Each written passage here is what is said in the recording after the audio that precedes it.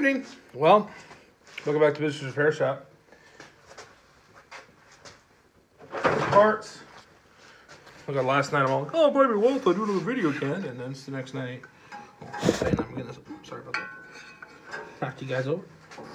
So I think I got a short enough belt here. We'll find out. Hopefully, I found a guy on, I messaged a guy today about, I'm going to get an 88 oil bath cleaner. So that'll fit. Bumping me again, sorry. It goes on the back. We're on the back one, won't we? So we'll get that all situated here. Oop, oop, oop. But I thought I'd bring you right in on the action today.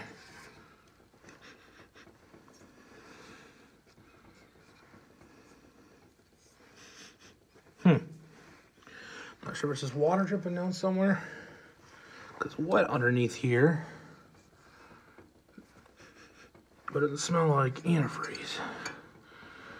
So it might just be one of those nothing to see here. This is what I was gonna be afraid of.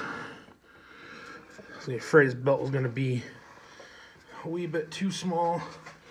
Let's see if I can finagle this a little bit more. Thinking it's gonna be a negatory, but give me a second, I'll bring it right back. Well, as you can see, no belt because after 2 trips to the parts store, I still didn't get the right belt. Not the parts store's fault at all, mine, for trying to figure out what I want to do. So I'll tack that one again tomorrow. So what we'll do is I'm gonna make. Doc gave me the idea. You see him down in the comments a lot of times. Always signs Doc about using using wing nuts. So I'm gonna do is I'm gonna take this all thread I bought and cut it. I got my little cutter. Cut it off with enough on there, and then I'll just put a wing nut on it. And I got big body wash, so I'm gonna recut the hole here because that needs to be a little bit. I need to drill like right here. So I'm gonna mark that all out, drill that, do this, and then on the other side tonight, I'll take off the oil bath for now, and then I'll fit that up. So at least we'll have something done on the project tonight. Kind of a wasted night and driving around trying to find parts. And by the time I got over here, I realized I had the wrong belt. Thought, oh, they had one that was a little bit longer. Well, I need the one that was just a little bit longer. So we'll figure it out. So give me a second and we'll bring it right back. All right, so I'm just going to end up just nibbing a little bit more of this. It needs a little off that edge. So I'll get my cutoff wheel and we'll just nib a little edge there. That way.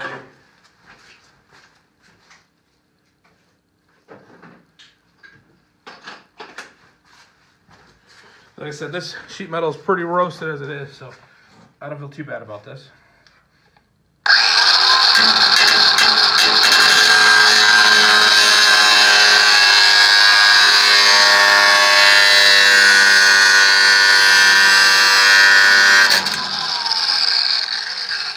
See if that was enough.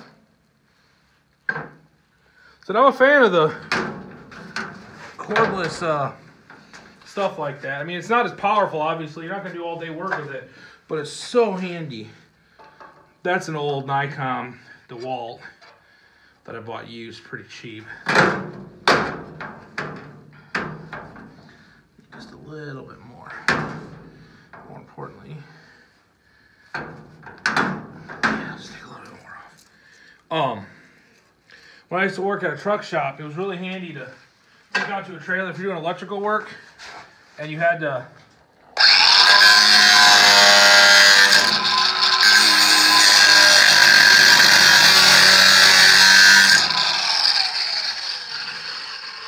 use it to like get a better ground on something. It worked perfect for that. Some would even say mint. So what I'm going to screw this in there.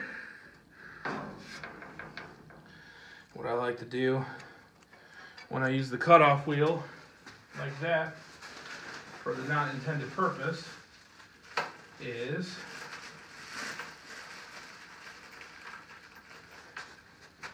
I like to put a nut on it. So when I cut it off, I can try to unthread that, and it should kind of clean those threads up a little bit.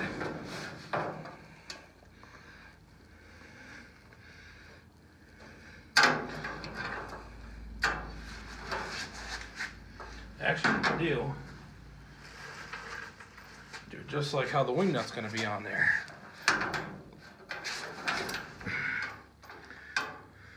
That way, it'll be a good test of what it's going to be like.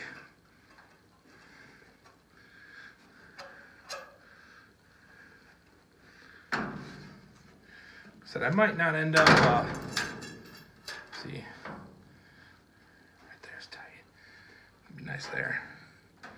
And I got some big body washers I'll probably run it too, so let me slice that off. Quick. Watch your eyes, folks. Now we got the other side of this thing. That's a bad idea. This is also a bad idea.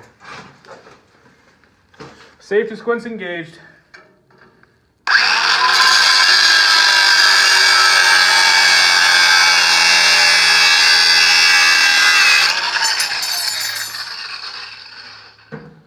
Now, once it's cooled down, half a second later, obviously not cooled down, so I think I left my ½ inch under there. What did I do with my ½ inch? It's right here. Take that back off. Oh yeah.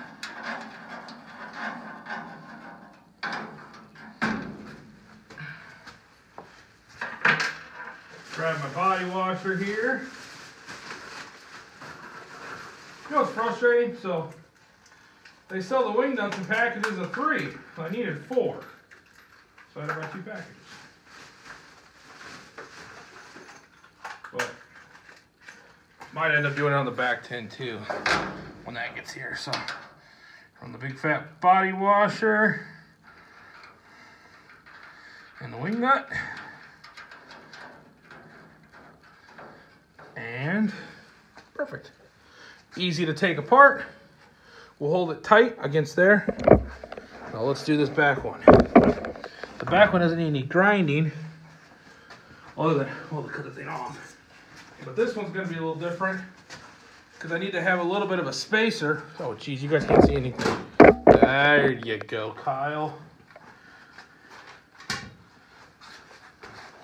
So what I'll do is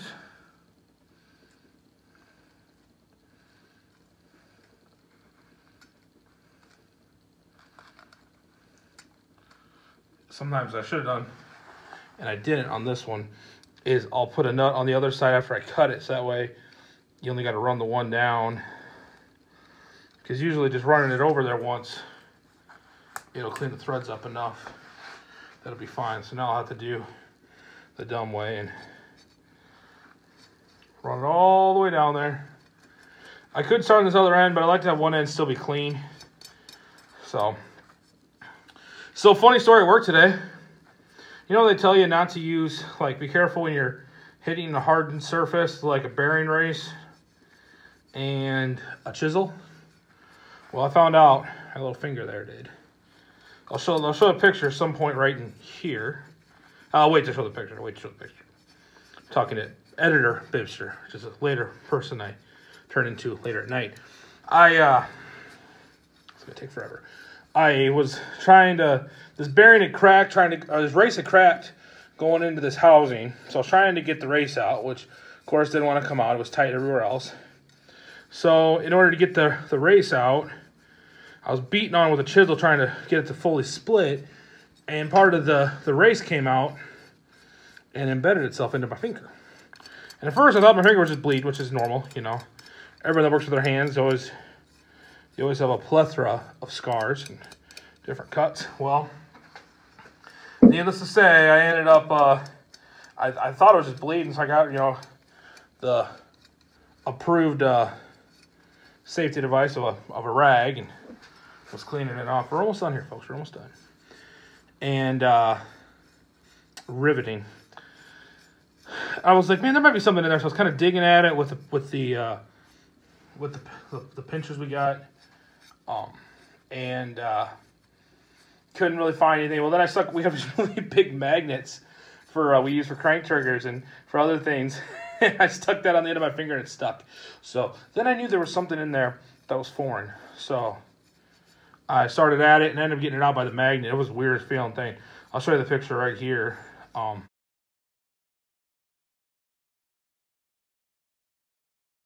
Got it out. I had the chunk. I was going to save it and show, but I ended up, then I was in haste of cleaning that mess up that I had made with my finger. I cleaned up and then I actually threw it away. So once you get it off there, then you can kind of run the nut, kind of like a little thread chaser there.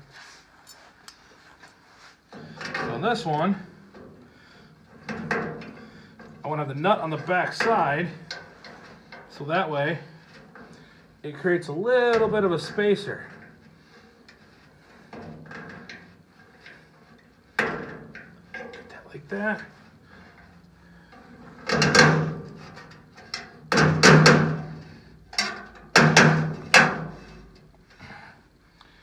Then we'll cut that off. Ooh, got myself trapped back there. And do the same thing. Move you guys quick to get out of the danger zone. Or more into the danger zone. I don't know. We shall see.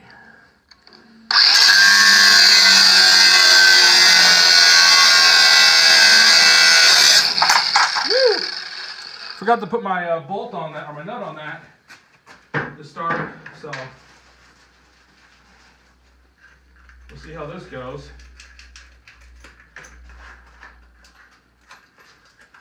Let's put the wing nut right on it. This one I'll probably put,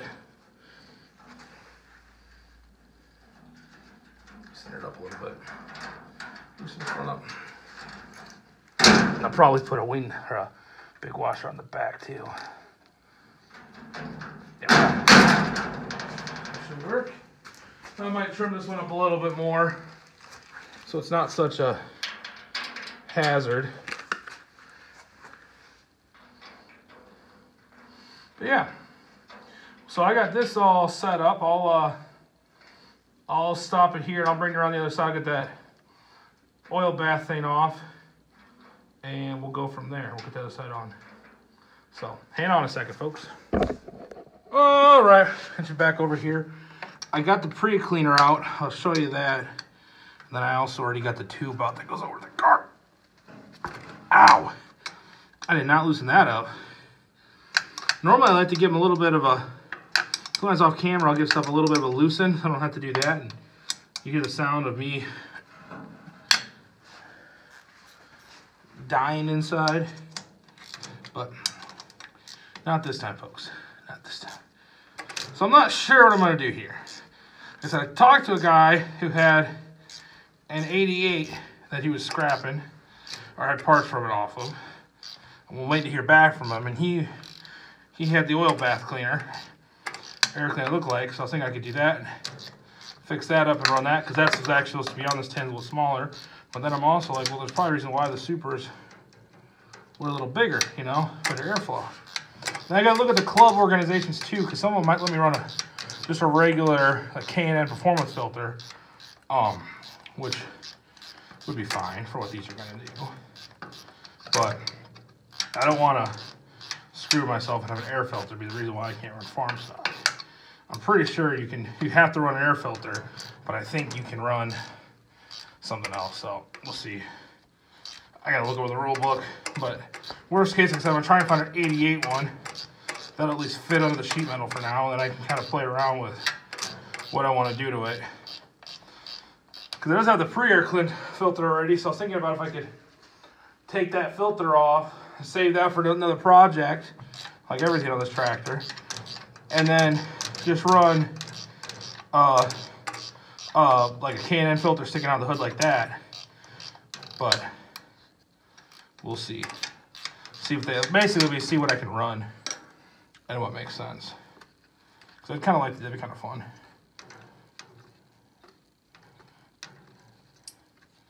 So you get these two bolts off. I needed to service this thing anyway. Back in the day, when you're running these all day, you're supposed to do this every single day. Drain the oil bath out. I don't know how many guys actually did, but in dusty conditions, it was twice a day. So get that off of here and set aside. Don't tip over. We'll just put the hardware for now right back on the hole so that way we don't misplace it.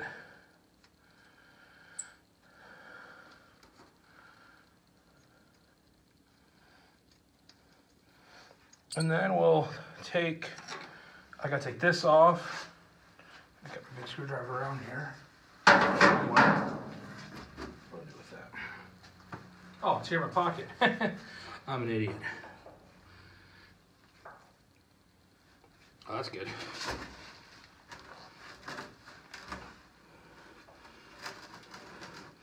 Encouraging. There we go. There we go. Thought that was going to try and break off. I don't know if you guys can see what I'm doing here. Get this off. By the time I get this off, well, you guys saw what I did the last one. We'll do a similar thing. I'll bring it back when I'm all done. So, see you in a second. And you look at that. Yeah, Doc, that worked really well. The wing nuts, I like that. I had to hack the sheet metal up a little bit, but this was, again, not good sheet metal. If I was going to have to do actual fixing, I would have had to fix these areas down here anyway because they're already oblong holes. But yeah, so here's that pre-filter. These are pretty cool. So I'm not sure, because I thought about pulling this all apart and maybe putting a real air filter on the inside of this thing and then figuring out a way to mount this so it, you know, it'd kind of look cool. But yeah, let's see, that side's all done. My back tin, I think, is shipped. I got to check on it again. But this, you know, full sheet metal. Ed was talking about building some kind of a handle out here. But I think with this, it won't be too bad. You just take these off at the beginning of the day, turn your fuel on, and then turn your fuel off before you're done pulling. So I don't think that'll be too crazy. I mean, you would want to be dipped. You want to check the oil anyway. So, but yeah. So hopefully the back sheet metal's here, but let me back up a little bit and get a whole picture of this thing. I'm just tickled pink. Like I said, I never thought I was going to have sheet metal on this thing, and then I had a bunch of options, and glad I went with the 8810. I think it'll clean up kind of cool. So we shall see. So, well, I'm going to get this one edited and thrown up tonight, so you guys will see this later on. And we'll see you on the next one. Probably be a couple days, but we'll figure out something fun to do. All right, see you on the next one. Bye.